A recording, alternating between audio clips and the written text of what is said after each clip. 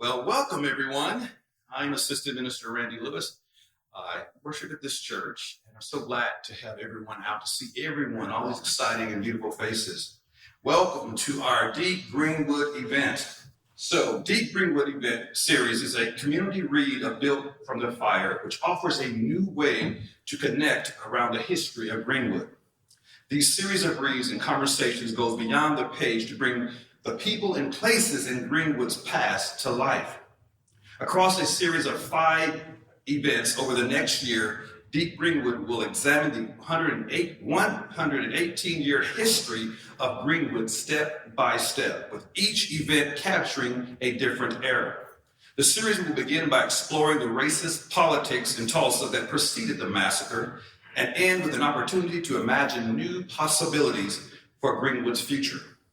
In between, attendees will learn more about Greenwood's vibrant culture and nightlife, the impacts of urban renewal, and the legacy of activism in the neighborhood.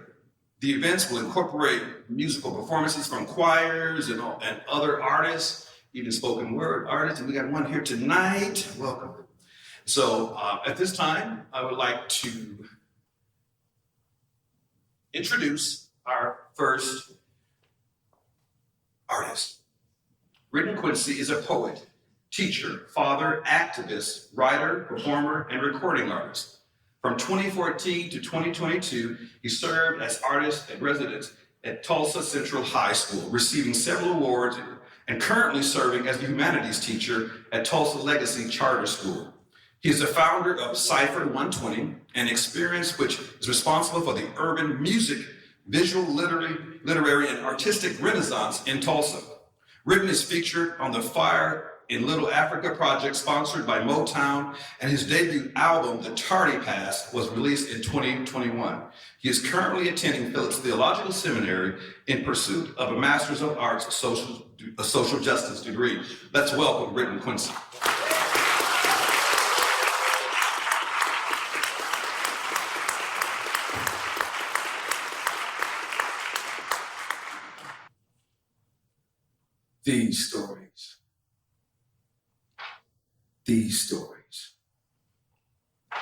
These stories are home to me now.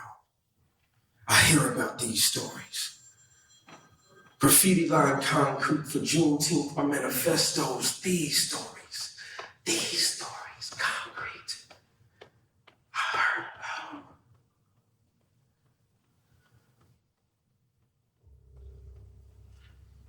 See, we dance in between the memory and hallelujah.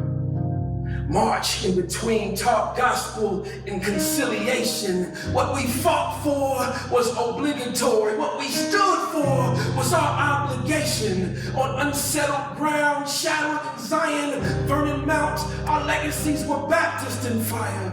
Mortar fire rang out over the tribal chants of children. Prayers of ancestral African Methodist Episcopalian. My Lord, my Lord, my Lord.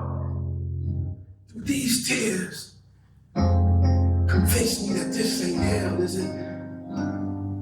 See, yesterday was just the 30th, and church service did feel a little bit different, but my Lord, I felt chills even there's a bomb in Cleveland.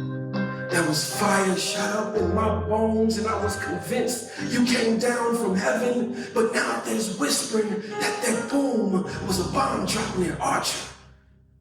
The movie theater's gone, and the Stratford's gone too. Now the only hymn fitting to be hummed is swing low, sweet chariot, swing low, sweet, sweet chariot, coming forth to carry me. These stories are home to me now. I hear about these stories.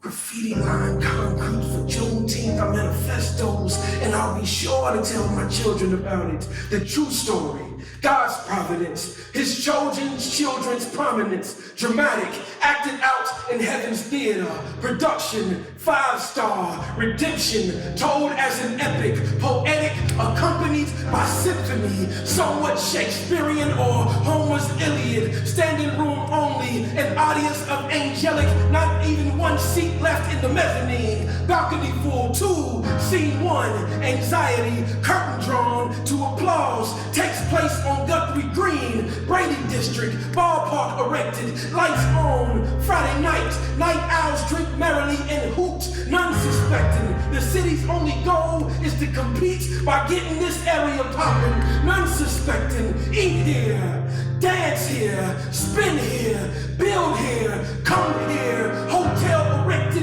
mission simply fill every seat, Reconciliation Park empty. Orchestra, crescendo, conductor, orchestra, not suspecting.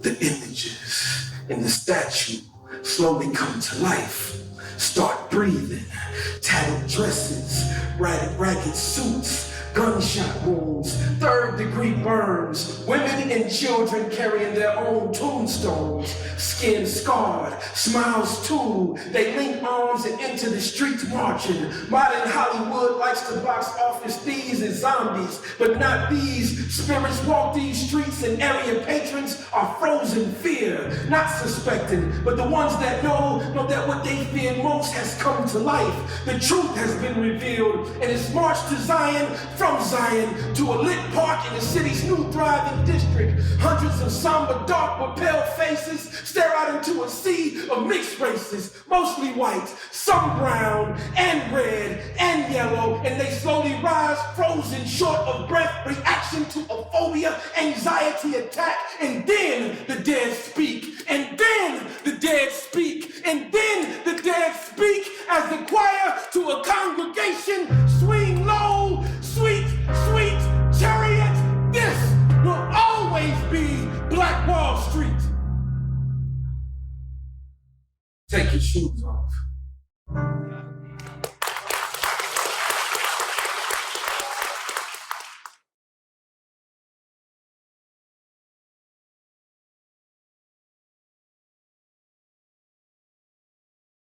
Brian Henry was born in Tulsa and spent the first 18 years of his life in Tulsa and Osage counties. He is the Director of Arts and Culture for the University of Arkansas Multicultural Center. And he's also instructor, executive, and resident in the UA Music Business Program. He has been a student and a researcher of Tulsa, Greenwood, Oklahoma, and Cherokee histories for over 30 years.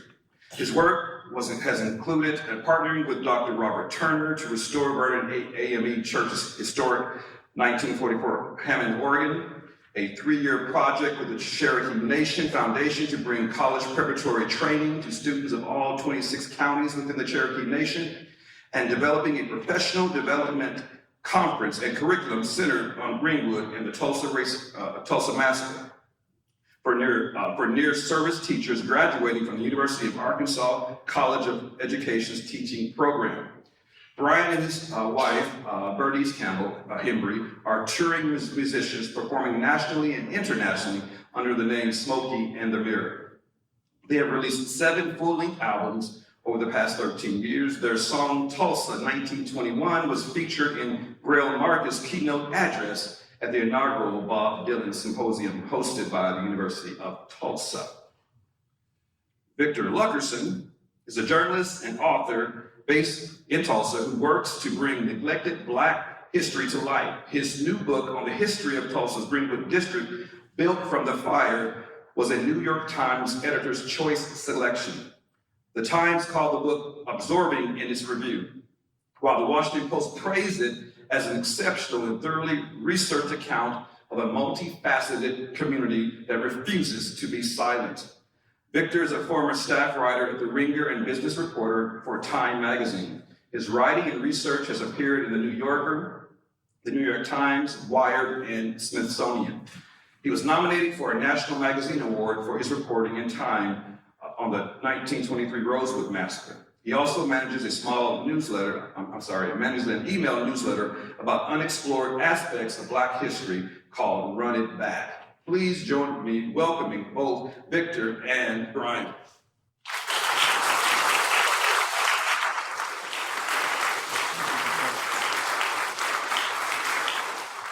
Wow, thank you so much, everybody, for being here. And Randy and also staff, thank you so much. Written, what you just did, I really appreciate that, bringing that energy to this space. Thank you so much for that.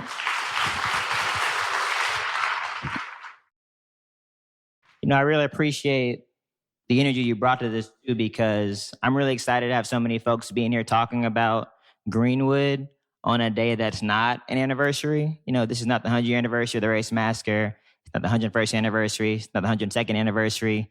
It's just a Thursday in September, and we're all gathered here to talk about this place and what it means to this city. And so I really appreciate y'all just being here to occupy this space and discuss this. So thank you so much, all y'all, for being here. Victor, thank you for inviting me to be involved. It's an honor for me to return to my hometown of Tulsa and be here with you. We should say trigger warning, although Quincy's wonderful words already took us there. And I think you know why you're here, but just please, if you're feeling something that needs you to leave the room, please do. We're covering some gruesome topic. The Tulsa Massacre. A 36-hour event. Its scale and destruction and number of actors, good and bad, is immense. For decades, the story was under-researched, under-told. I think it's important to acknowledge publicly that it was covered up.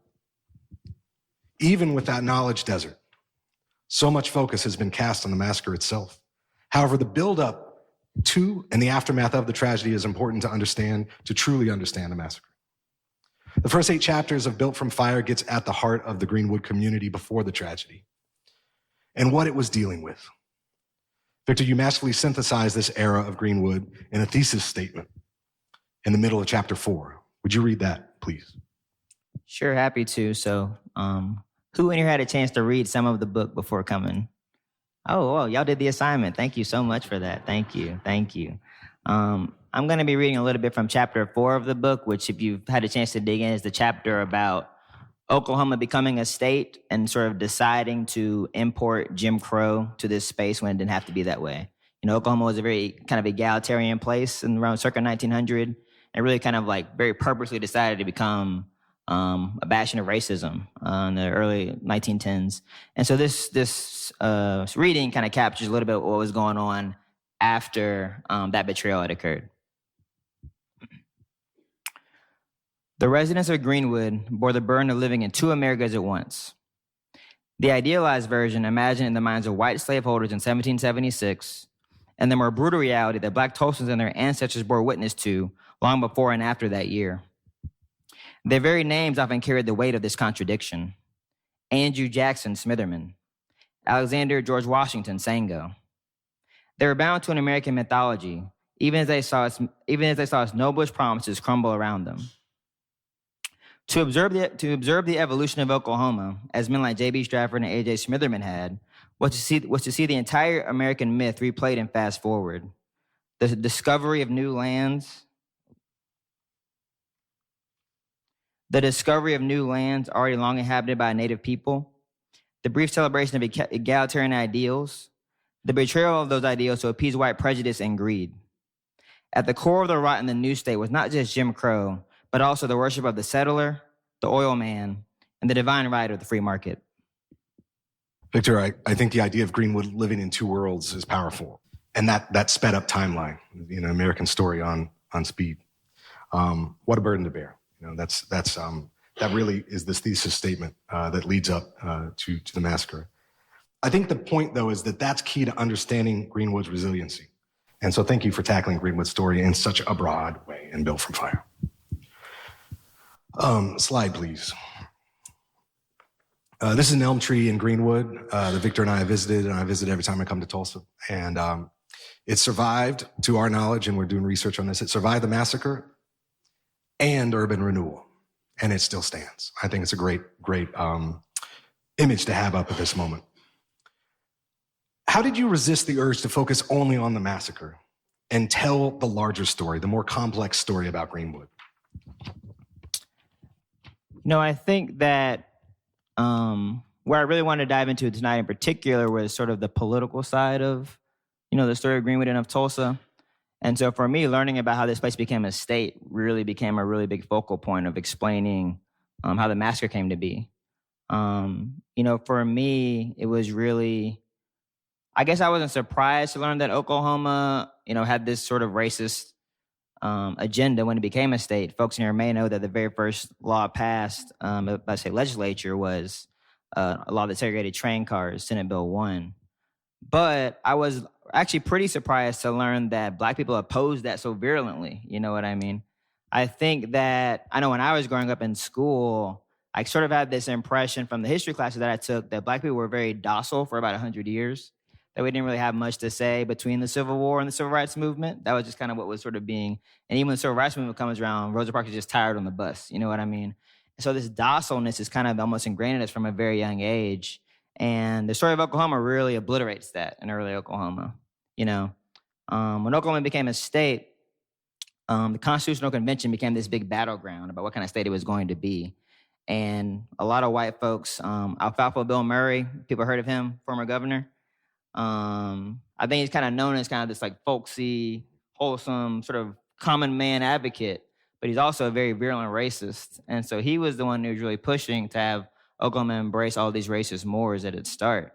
But Black folks really were going to put up with that. And so it was amazing for me to discover that men like A.G.W. Sango, and future Greenwood resident, W.H. Twine, a very prominent Muskogee Black entrepreneur, they opposed this racist state. They went so far as to go to Teddy Roosevelt at the White House, in fact. They met with him in the West Wing and said, please do not let Oklahoma become this racist state. And, ultimately Roosevelt did nothing, and Oklahoma becomes this emblem.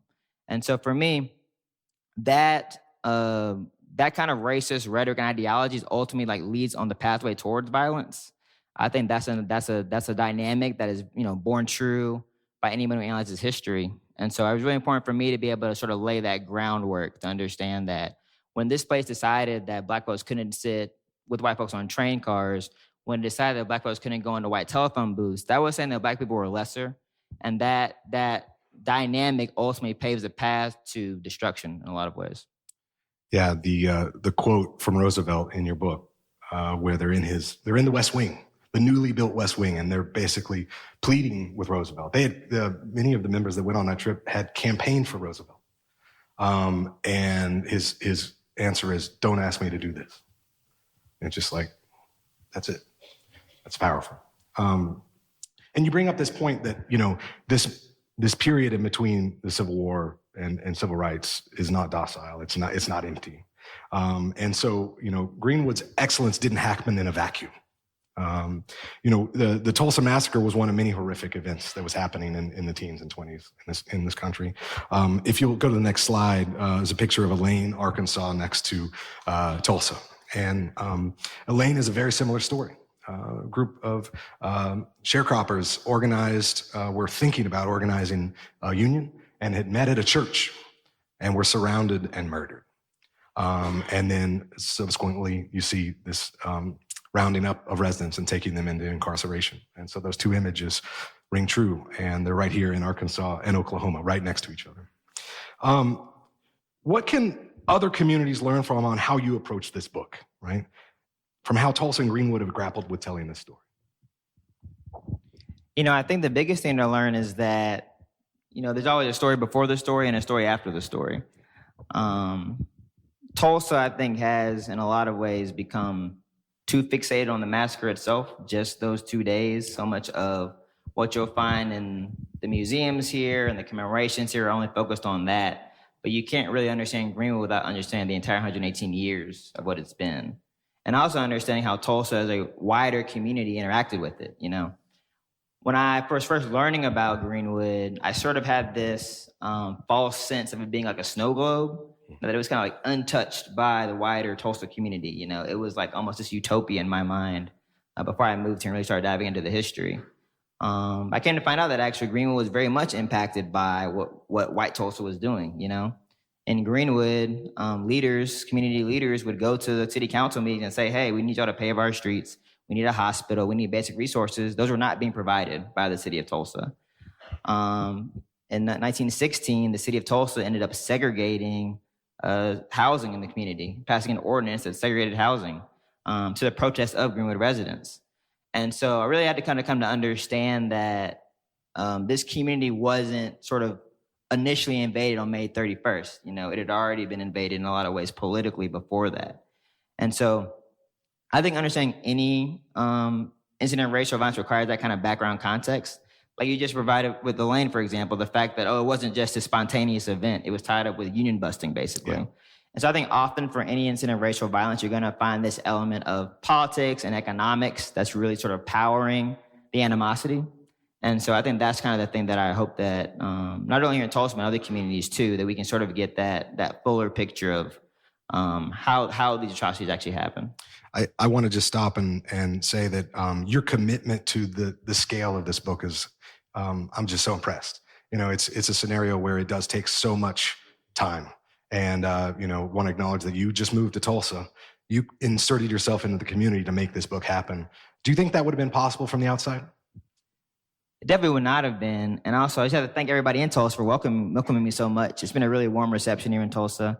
I actually moved here in 2019. And I was just telling Ritten before we got on here, he performed at the Fulton Street store in March 2020. And it was like a really nice show. And I was like, wow, I love Tulsa so much. It's just so warm here. I'm finally making friends. And then like the NBA got canceled and the world shut down for 2 years. And I was in my house writing this book. No, I think that being here and being immersed in the community was really important for me. In the audience, actually, we have here Jim Goodwin, the publisher of the Oklahoma Eagle. And Jim was by far one of the most important people I got to meet and sort of diving into the history and learning about the community. And so being able to go to Jim's office, just talk to him about the Eagles history, his family's history, Greenwood history, kind of whenever I needed to, I think I was able to build a more intimate relationship with him and so many others that would not have been possible if it had been on the phone or via email or socially distanced. I wouldn't be able to get to Tulsa during the pandemic. So I'm so glad I came and so glad people were so welcoming to me here. Thank you. I want to revisit one other thing you said because it's a moment that I had to reread in the book as well. Alfalfa Bill Murray's speech at the statehood convention, it was this revelation. And in fact, slide please. I'll explain this image in a moment. Would you read the paragraph that touches on this? Yeah, so Alfalfa Bill was the leader of the Constitutional Convention in Oklahoma in 1906, when they were basically debating sort of the shades of what this state was going to be. And so he had this address, they're at the Constitutional Convention in Guthrie, actually, because the original capital was Guthrie, not Oklahoma City. And they're in this huge sort of legislative room. There's a flag with 45 stars. That's how long ago it was. And in fact, they had an upper balcony, just like this one up here. And there's actually a small segregated nook for Black people. And so there's actually a photo of the entire delegation there. You can see these 3 or 4 Black people in this little segregated corner of the legislative room around the time Alfalfa Bill Murray would have been giving this speech. And so what he said when he addressed the constituents was, as a rule, Negroes are failures as lawyers, doctors, and in other professions. It is an entirely false notion that the Negro can rise to the equal of a white man.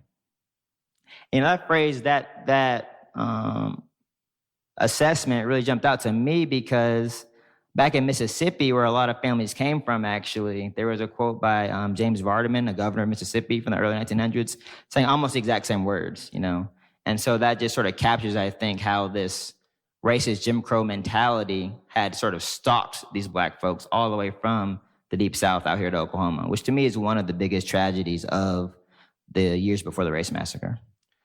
Yeah, there's this notion in that excerpt and in realizing and finding out that, this is the speech he gives at the convention, that makes me think about how much of the record of the massacre in Greenwood is really hidden in plain sight.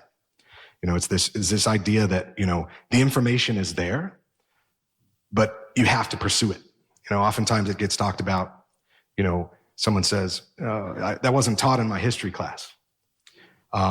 Sometimes they say that wasn't in my history book, but it was. And so what it actually was a teacher willingly choosing not to teach it or being coerced to not to teach it.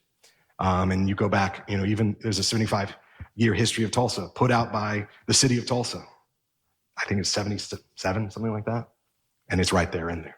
So that information is there hidden in plain sight. Why and how are these things hidden in plain sight?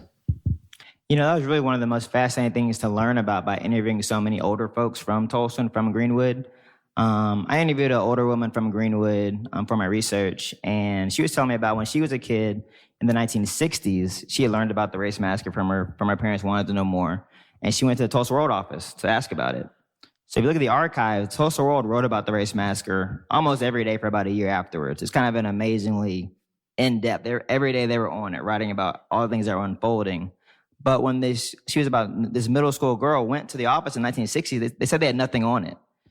And so I think there really was a very, very purposeful and active erasure. Now, whether that's conspiracy, whether it's simply the fact this person didn't know, at the very least, it's very much neglectful, to sort of ignore this history in that context.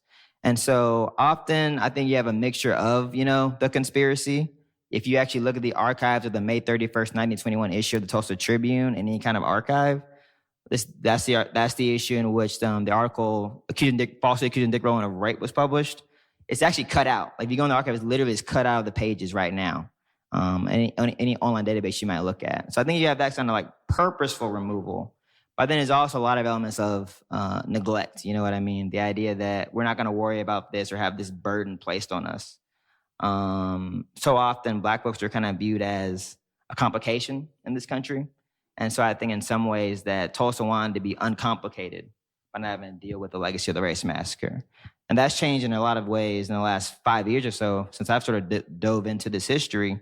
But I think as Written captured pretty eloquently in his poem, that has not always been for our benefit. So there's a similar story. I think it was Randy Kriebel's book that highlights this. It might have been Scott Ellsworth, that the Tribune had a This Day in History piece or column in their paper for years. And not once on May 31st did This Day in History run the Tulsa Massacre. And, that's sobering. There's an image on the screen. This is actually from the September 1918 Tulsa Spirit magazine. This was a special edition that was put out. Tulsa Spirit was actually published by the Chamber of Commerce. And this was the special edition in September for the Confederate Veterans Convention that was held in Tulsa.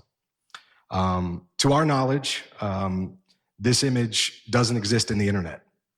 This may be the only extant copy of it. And it's shocking. I, in fact, researched with a good friend of mine who's a professor at CU Boulder, Zach Donahue.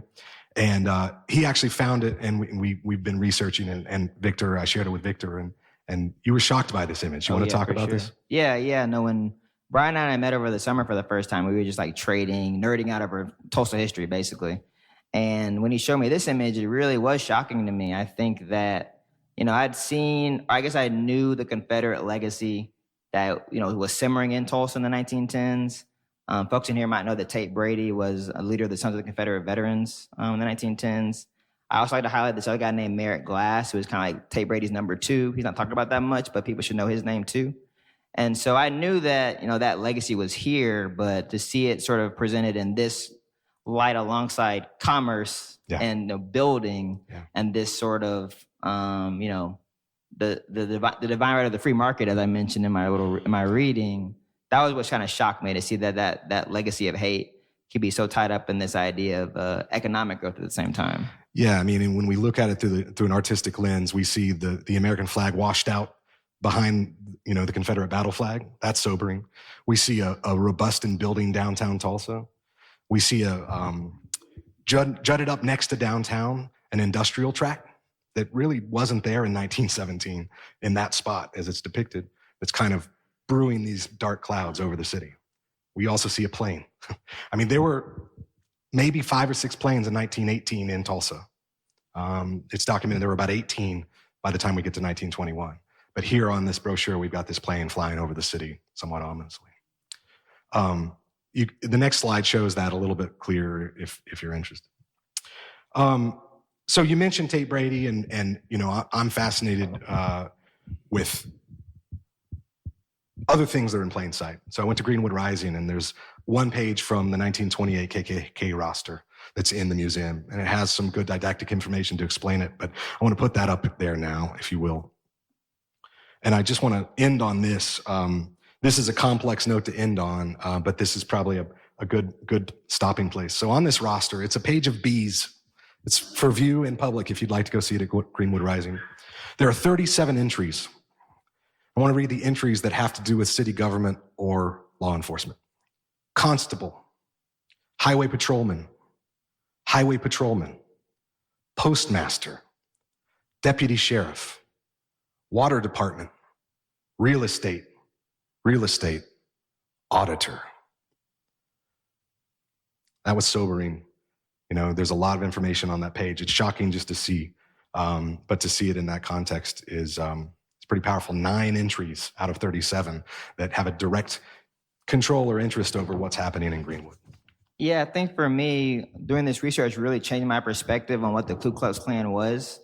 I actually remember being here in the All Souls Sanctuary, I guess in fall 2019, when Watchmen was screened. And so we actually watched, I'm sure some of y'all were here, we actually watched the opening scene of Watchmen, where the Tulsa Race Massacre is depicted.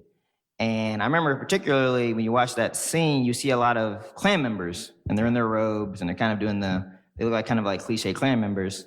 And so that's what has been in my head my entire life about who the Klan was. I did not realize until I did this research that they were police officers, police commissioners, mayors. Herman Newblock, who was the mayor of Tulsa after the race massacre, was a member of the Ku Klux Klan. He was also a city commissioner at the time of the race massacre. And so I realized that, this is not only about people in robes burning crosses and committing violence. It's also about political power and economic power and really strengthening that. And so when you think about the idea of Greenwood building political and economic power in the years before the race massacre and this other group of people being very threatened by that, I think a lot of the motivations for that kind of violence make sense, and they go beyond spontaneity. They go beyond an elevator incident. They really go into who's going to have the power in this community. Let's end on the next slide. This is an image from your book that you researched via the Tulsa Historical Society, and I think it hits on your point. It does show robed Klansmen, but also plainclothes officers, and this is in Drumright, Oklahoma, and you see Sheriff McCullough from Tulsa County in this image. Drumright's not in Tulsa County, and in 1922, in April, Sheriff McCullough led a massive KKK parade through downtown Tulsa. And he said he did it to keep the peace, but he shows up in Drumright to do it as well. So we'll end on that.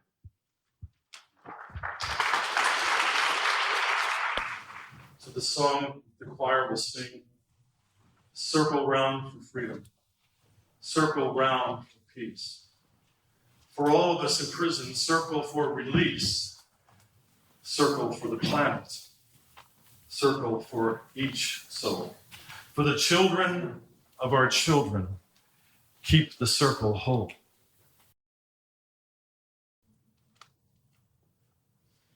Circle round for freedom, circle round for peace, for all of us in prison. Circle for release, circle for the planet, circle for each soul, for the children of our children. Keep the circle whole. Circle round for freedom. Circle round for peace. For all of us in prison. Circle for release. Circle for the planet. Circle for each soul. For the children of our children. Keep the circle whole. For the children of our children. children. Keep the circle whole.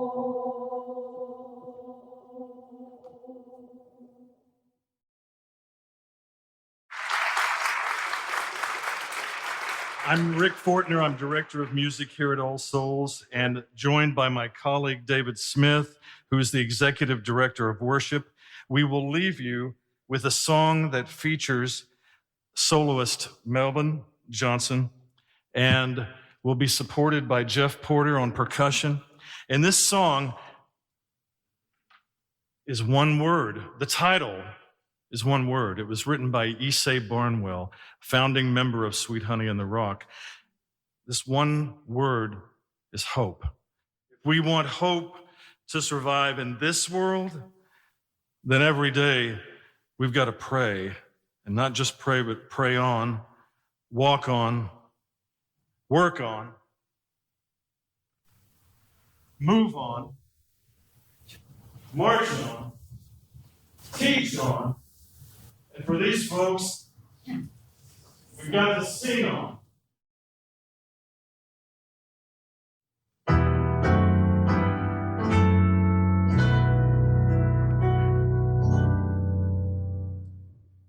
If we want hope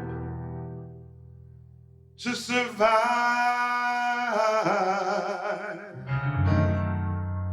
in this world today, then every day we've got to pray on, pray on, pray on. If we want hope to survive in this world today, then every day we got to pray on. If we want hope to survive in this world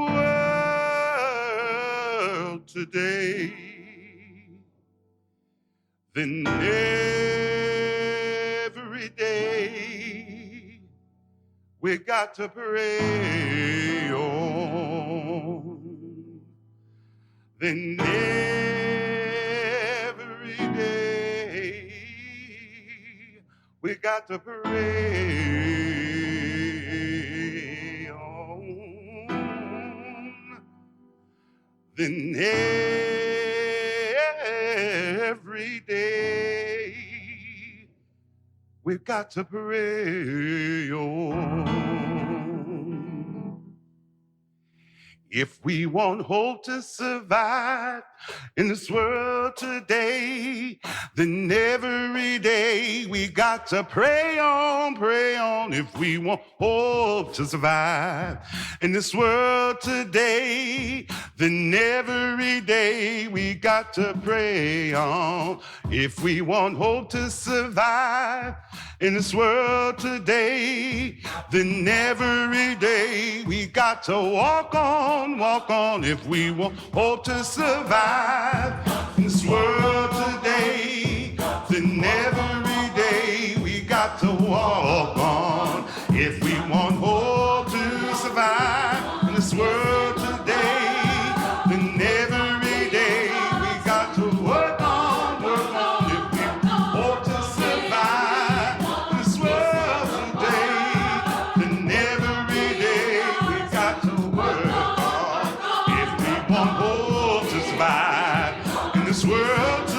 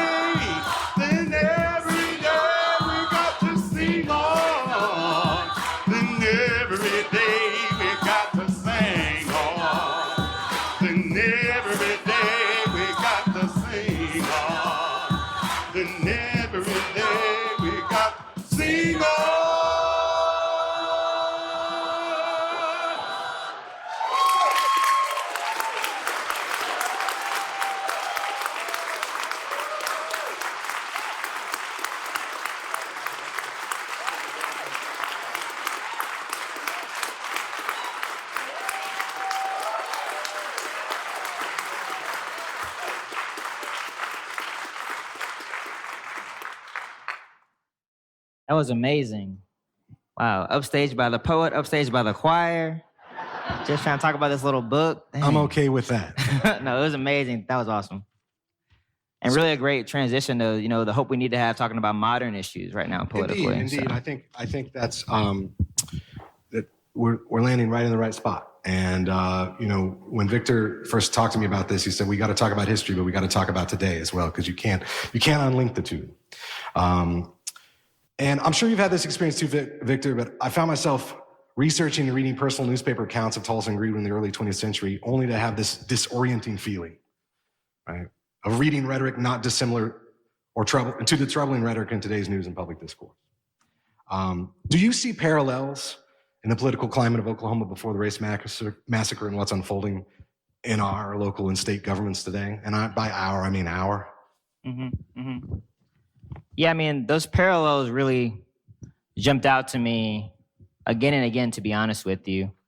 I don't know. I think about on January 6th, watching that from my house in Tulsa on Denver Avenue, watching the Capitol be invaded.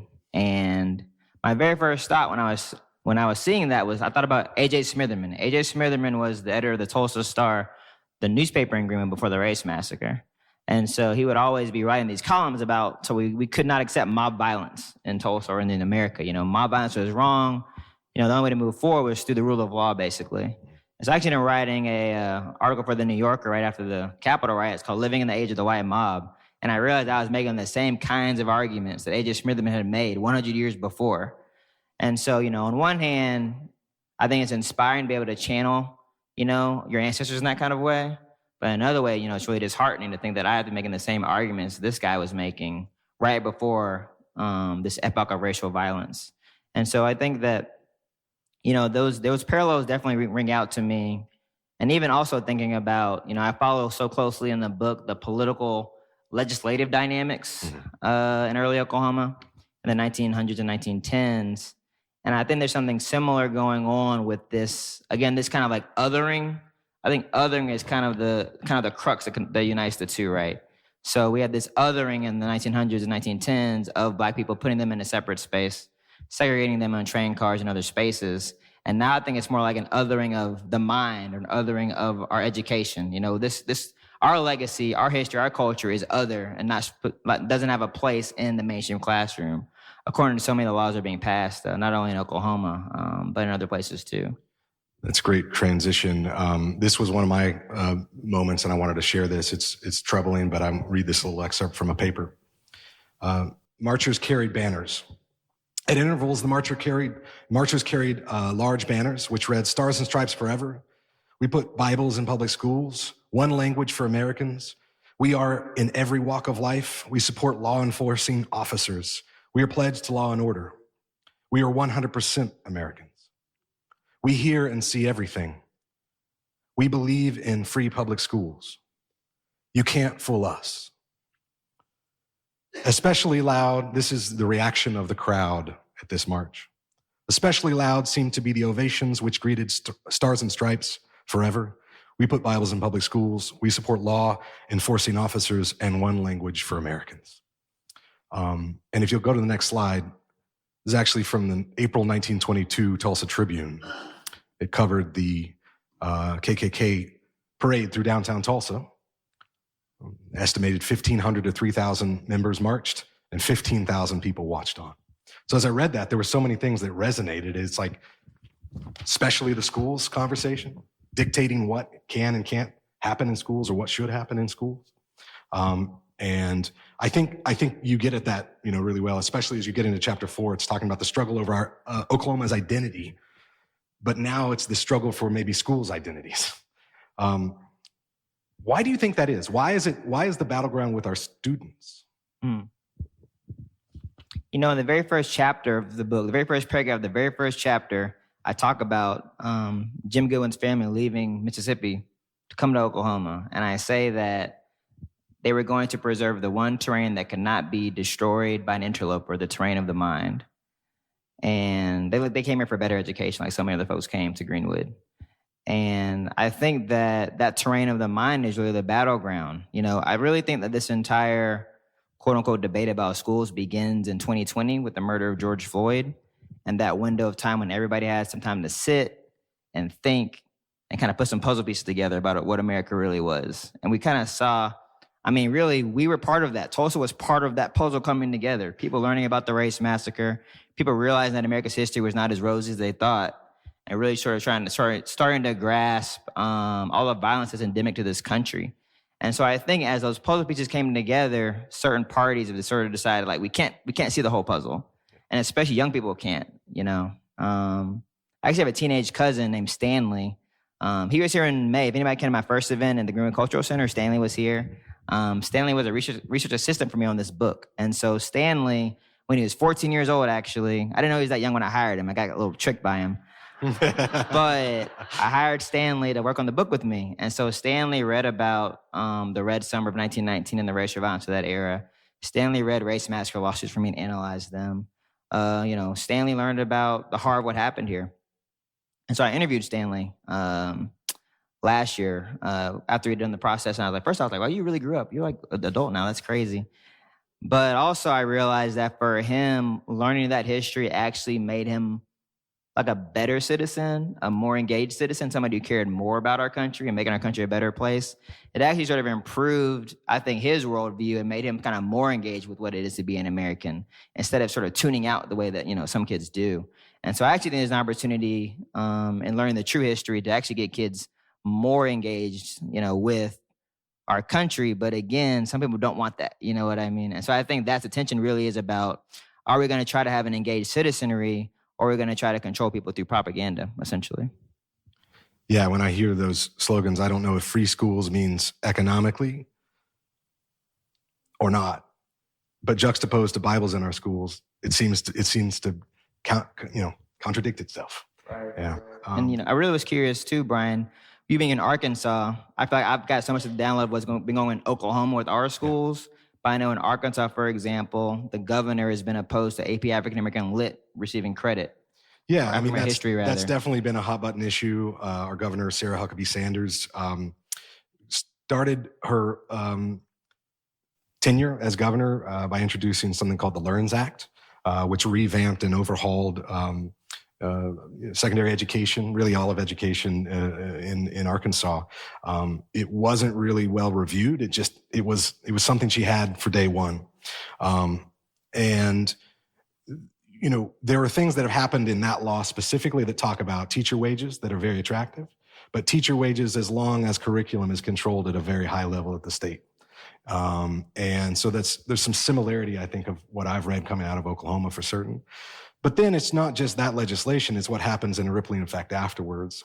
Sometimes Arkansas has been accused of following Florida. So AP, African American history, was essentially canceled in Florida. And in Arkansas, it was a little more nuanced. It was things like, well, we're not going to pay for students to take the AP exam. And when you think about that, it's one thing to say we're not going to teach it, but they said, well, schools can still teach it if you want. But you as a student, unless you can afford it, we're not going to pay to take that exam. And that exam, that AP exam, is what allows them to get college credit for that AP class.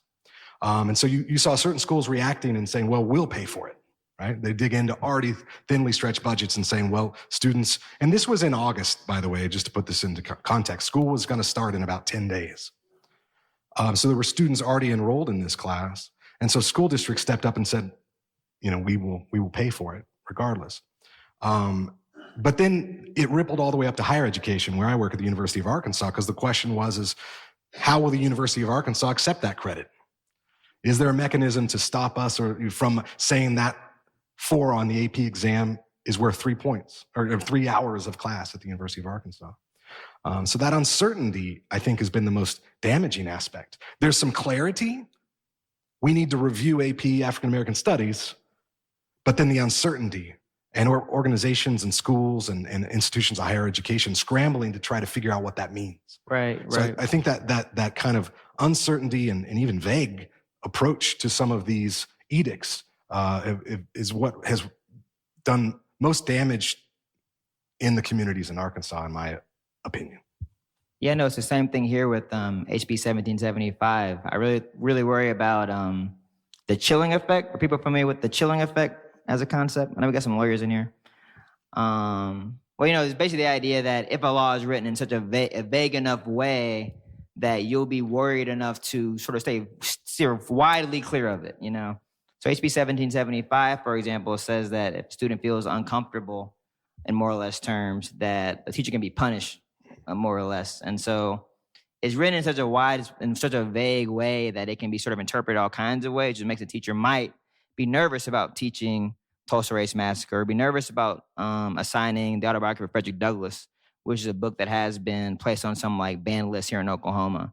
And so I think that the ambiguity is often a tool, because it allows the powers that be to avoid, being shot down in the courts, being explicitly racist, all these kind of things. But it still creates an environment where the goal is still achieved, right? We're still not going to be as one to discuss Black history, to discuss the LGBTQ issues, to discuss how oppressed people navigate this country.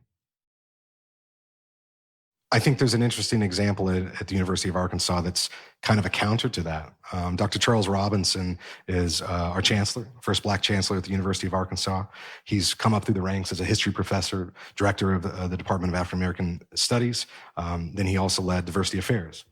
And just this last summer, he dissolved diversity, equity, inclusion, diversity affairs, with the statement that work belongs in all corners of the university.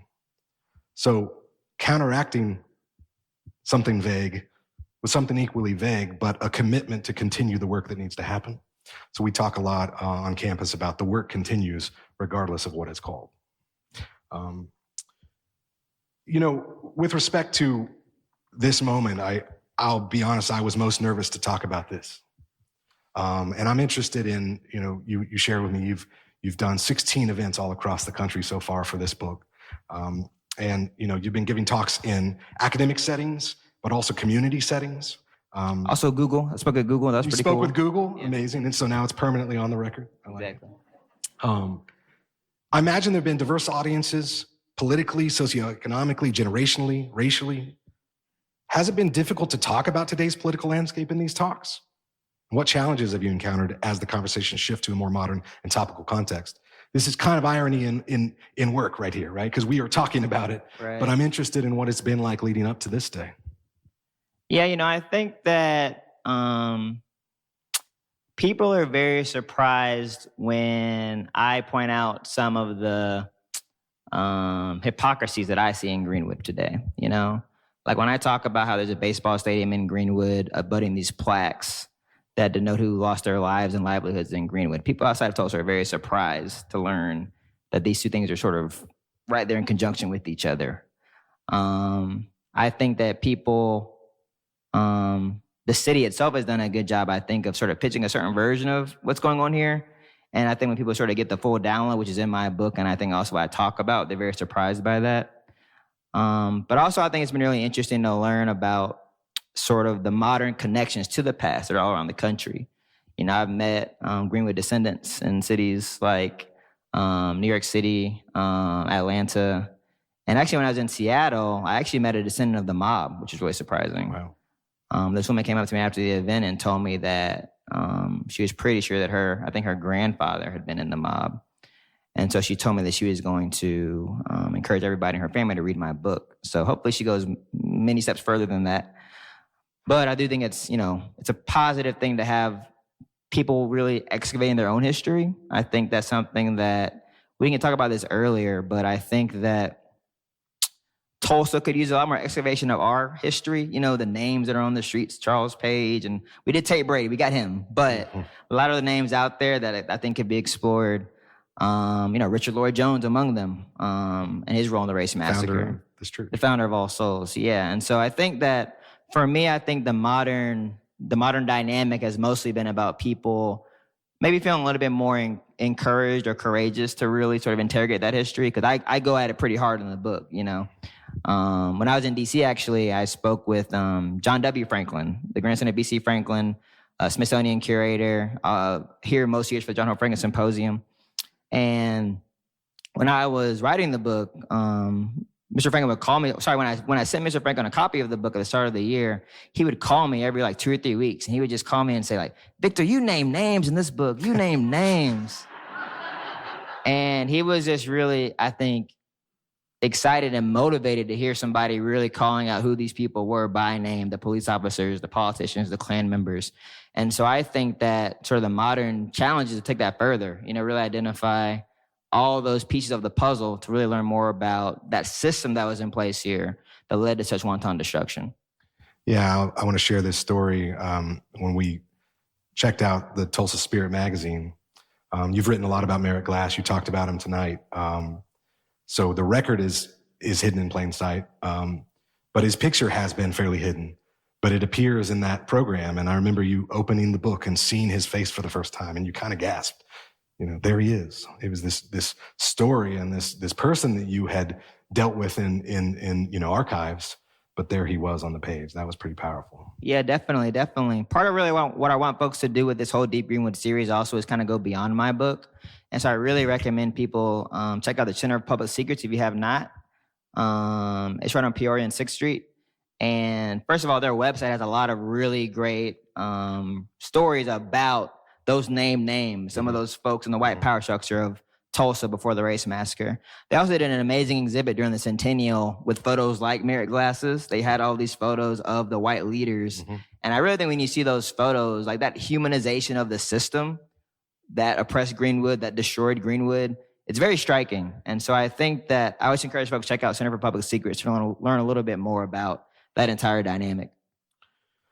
With respect to that, so that's what you can do in Tulsa, in a free and open community way. But how about people who are in a political minority? How can they advance their cause, and win at the ballot box when there's this rhetoric of, well, it's just going to go this way or it's going to go that way? How does that happen? It's been really interesting for me in this book because that's pretty much always been Black people's plight, Obviously, we're a heavy minority, and in Oklahoma, even magnified. And so for me, it was really interesting to sort of follow Greenwood's story generation after generation and find the ways that Black folks were sort of strategizing for success.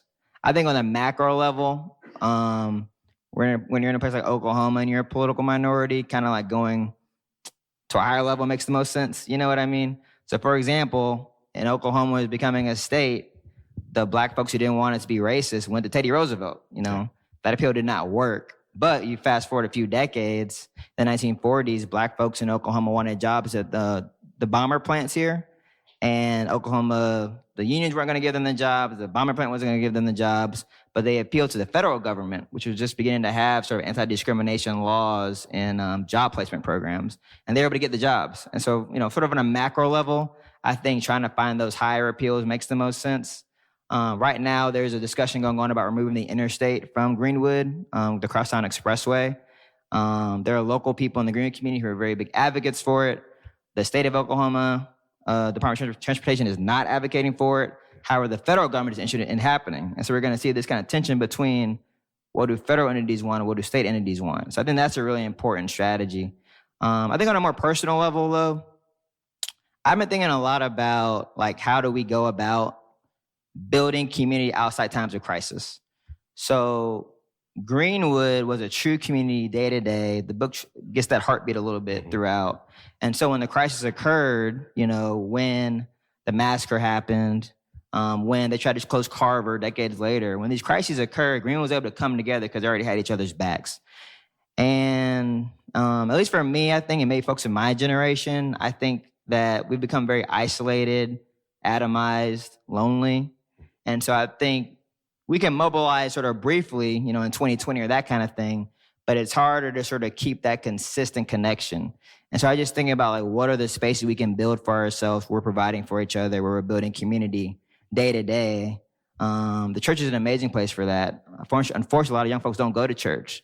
So what are the places we can build in addition to church and sort of older institutions that is really going to help people, just feel some kind of like spiritual sustenance. I think that's kind of what we're lacking, or what I feel like I and many of my peers are lacking. So I don't know what that space is or how we do that, but I think you have to be sort of providing for people on that level before you make sort of like the big political ask, basically. I think that's everything. I can't add to that at all. Thank you, Victor, so very much. This is the segment where we're going to open up for questions, and right on time. So this is the chance to ask Victor a question, anything really. I'm happy to chime in as well, and we really appreciate All Souls having this moment because this is where we really engage as a community. Good evening. Thank you for writing this book.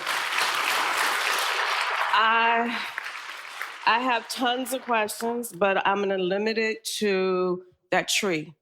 Where is it? Because I need to be up under it. So yeah, we can definitely talk about that. Victor and Zach Donahue and I have had this kind of collective conversation of how to proceed forward. How do we protect the tree, but without making it something that's gated, without making it something that doesn't really get at what is there.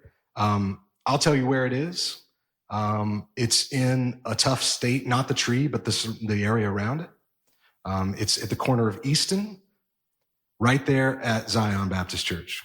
There's a section of Easton that actually gets subducted under the highway. And they didn't even remove the curbs. There's chunks of sidewalk still left that were from that block, and that tree grows out of it.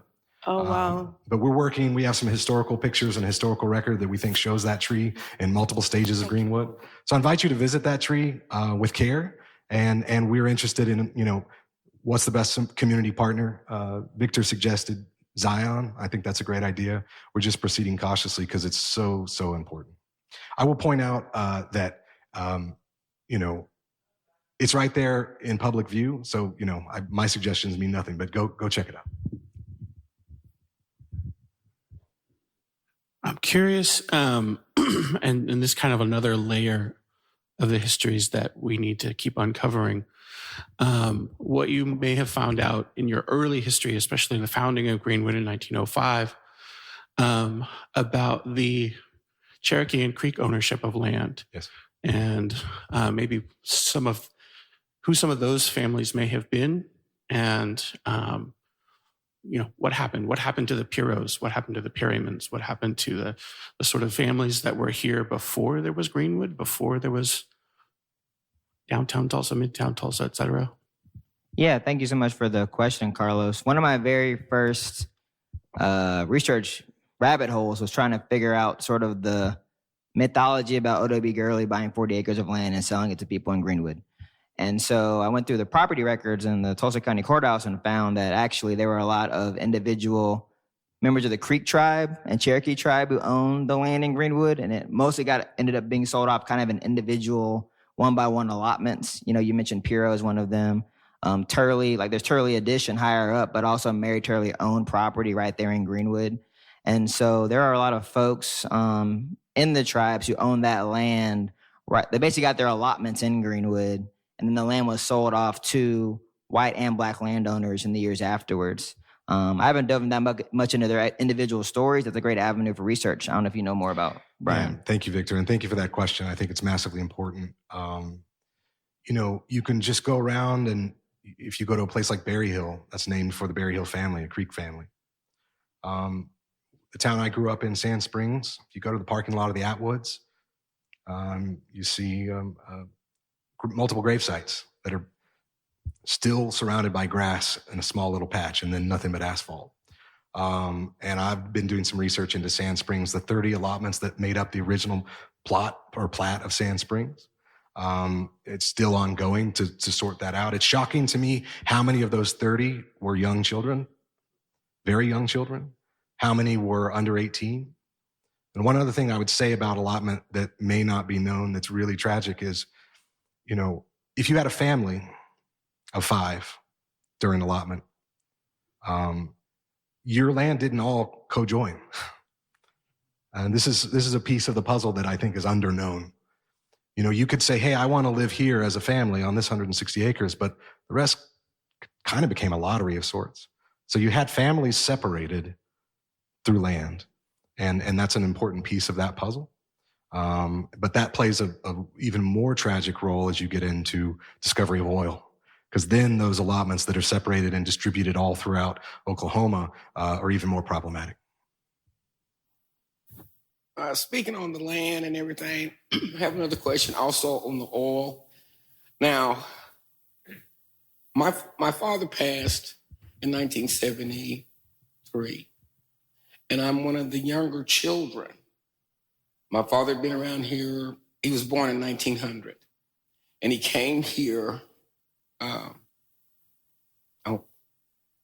I don't know if it's through the Trail of Tears or how that came through, but we have land, and I don't know how to get what is ours. I know that I have oil in Bryan County or whatever, and I know there's land that I grew up in the house, and I don't know how to get the information of what I know as a kid growing up that would belong to it. And like, we had a whole big thing of it, but as a offspring or the younger version, I have no idea how or what I could do to get that was my father's and then his children. So how do you go about doing the land or the oil leases or the different things that when you got paperwork that said, oh, you got this stuff, but no lawyer or nobody you trying to get with or trying to help you get what belongs to you. So what do you do in this state to get back what was taken? And you have no idea, and you know that the stuff is out there.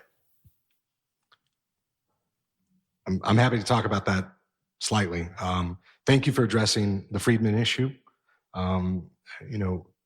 Enslaved peoples came across with the Choctaw, Cherokee tribes, all the 5 tribes on the Trail of Tears. And then through allotment, one beautiful aspect of allotment was that freedmen received land as well, and were made citizens, say, of the Cherokee Nation. Greenwood sits in a really interesting crux because it's really right at the epicenter of the Osage, the Creek, and the Cherokee Nation. So most of Greenwood would have been made up of allotments that were Cherokee. Most of Tulsa made up of allotments that were Creek. But you step just a few blocks away, if you go up by the fire station just above the highway on your way to Owen Park, that's literally the center point. I call it Tri-Nations. You can stand there and you're looking at both Osage, Creek, and Cherokee Nation and get a feel for that.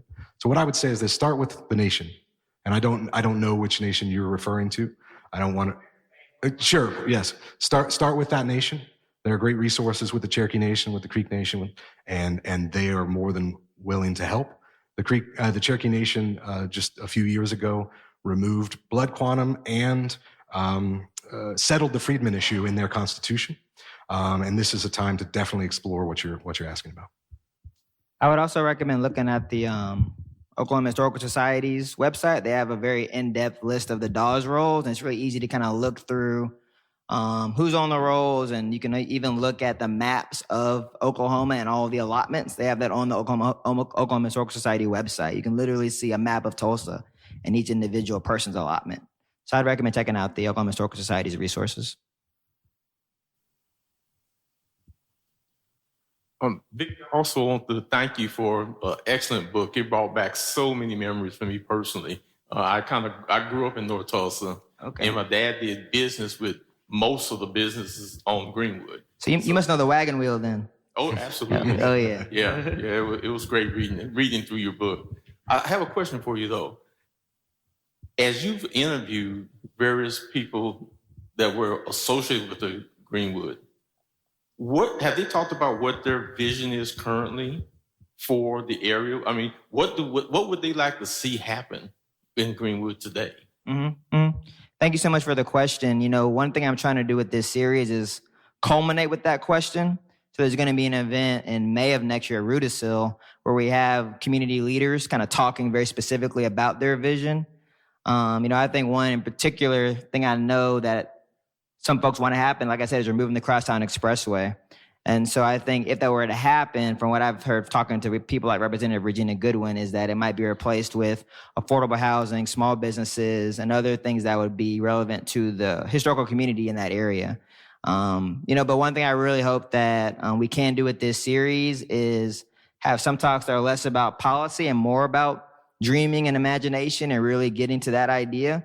But I think when you can actually sort of have that vision it gets people more motivated to go through all the muck of the policy. You know what I mean? And so hopefully I'm hoping to have more discussion about that in the future. Thank you for the question. Hi, Victor. Thank you so much again for your brilliant book. And I agree with your statement that you read on, I think it was page 57, about racism being imported to Tulsa. But I would challenge you a little bit on your timeline, because unfortunately, I think it was imported in the 19th century, as Carlos's comment and your comments have reflected, that the 5 tribes brought chattel slavery with them to this region.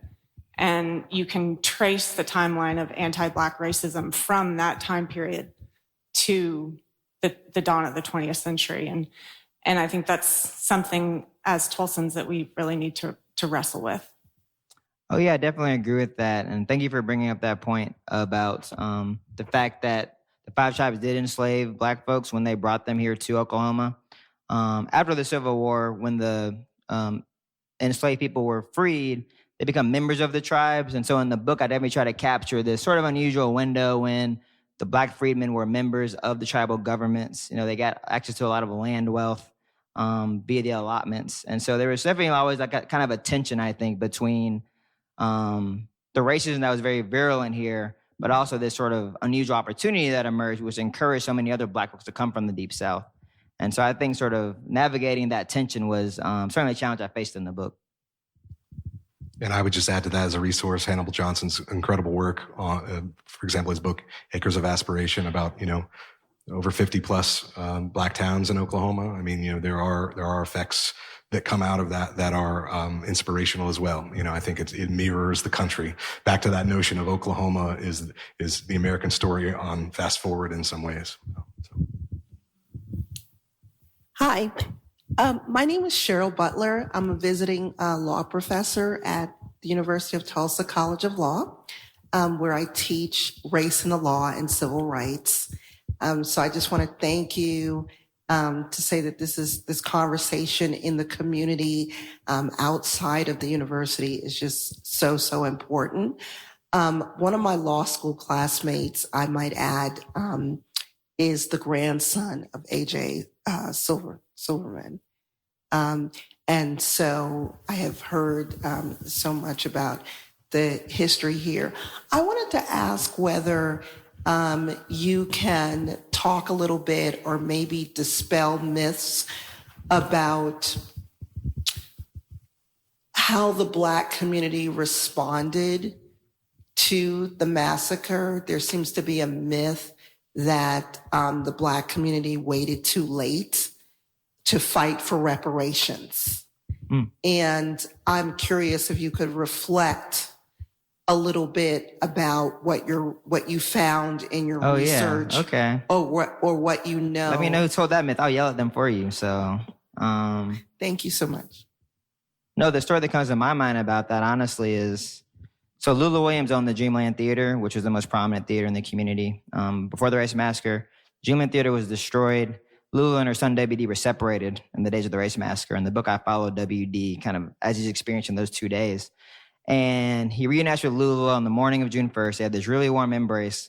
And what WD said is that her very first stop was her attorney's office. That's June 1st. She was going to the attorney. Lula and many others, more than 100 others, filed lawsuits right after the race massacre, seeking restitution. Right now, actually, the Tulsa County Courthouse, there's a woman there named Kitsy, who's like one of my best friends now. I feel like she's my best friend because she gave me a CD-ROM with 5,000 pages of race massacre lawsuits. They were all filed in 1922 and 1923. I didn't even have a CD-ROM reader. I had to go find one. But actually, those documents are actually now with the University of Tulsa, with the B.C. Franklin Law School Clinic. And so students right now are actually analyzing all of those documents to find out more about those folks' stories. And so if that is a myth, I think it should be dispelled, and I think T is going to help dispel it soon with the work of the students. Hi. Ooh, hot mic. Thank you both so much. I guess my thoughts were going to kind of the future of Greenwood. I'm new to Tulsa. I've been here about a year. But just thinking about communities and like how other communities or folks, maybe even like people here at All Souls, like how can other parts of Tulsa kind of support the efforts of what the community in Greenwood would like to do, like moving forward. I know not to get too bogged down in policy, but I love the aspect of dreaming, but also maybe like how can different parts of the community work better to be allies, I guess, in this space, or like be more supportive? Yeah, I mean, the first thing I would say on that is there are lots of new Black-owned businesses in Greenwood. Some of them are competing with white-owned businesses, to be honest with you. And so, for example, there's a Black-owned coffee shop in Greenwood. And so I think that supporting some of those businesses that are right there in the proximity of downtown Tulsa is really helpful to those actual entrepreneurs. There's a t-shirt shop on Greenwood Avenue. There's like a bodega called the Black Wall Street Shop. So like going in those places and supporting them, those places are not Black-only spaces. You know, in the book, I write a little bit about how during integration here in Tulsa, Black people were actually really interested in living in an integrated society. They thought that it would help them economically. You know, they thought that it could help them expand the opportunity for their business to grow and thrive. But white Tulsa abandoned North Tulsa wholesale, which led to a lot of the disinvestment. And so I think for a long time, Black people have been very open to the idea of economic support. So that's, to me, a very simple personal thing that's easy to do. I go in the Black Wall Street Liquid Lounge a lot. They have really good breakfast sandwiches. Another thing I would say on this is like there's a lot of policy that happens outside of the ballot box. So, for example, this issue with the highway, the Crosstown Expressway, that's not going to be decided by like a vote. It's going to be decided based on, there's going to be community meetings at different times where Oklahoma Department of Transportation says, hey, what do people in the community think about us getting rid of the highway? They might not advertise those that widely. They might not, make that easy to engage, but there are requirements when they make decisions like that to get public feedback.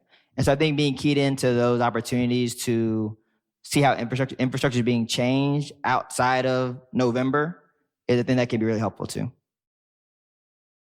I'm Marlon Lavenhard, the senior minister here. It's great to see everybody. I'd like to give one more big round of applause for Victor Luckerson and his fantastic book. Buy the book. I think Magic City Book has copies, so if you don't have it, pick up a book tonight. And Dr. Brian, thank you. What a treat to have you here and to have the two of you in dialogue. What a amazing opportunity. One more hand for Written Quincy, the master, the poet, the prophet, the beloved of this city. And then one last time for the Unity Choirs and the All Souls Choirs for bringing some music and the beauty that only can come through music. I hope that you will continue to be part of this. It's a 5-part series, and every one of these 5 is going to try to outdo the last one. So if you had a good time here, you haven't seen anything yet, because next time it's going to be even bigger, even bolder, even better. So bring your friends, and let's continue to build this conversation over the next, it's going to be about 9 months, right? It runs through. That's right. Through May of next year. Through May. So let's have a citywide conversation and see what we can do. Thank you all for showing up tonight and for being here. There's nothing more important than showing up at these events and building the kind of community that begins to build the kind of activism and the kind of builds the kind of change and transformation that we can have.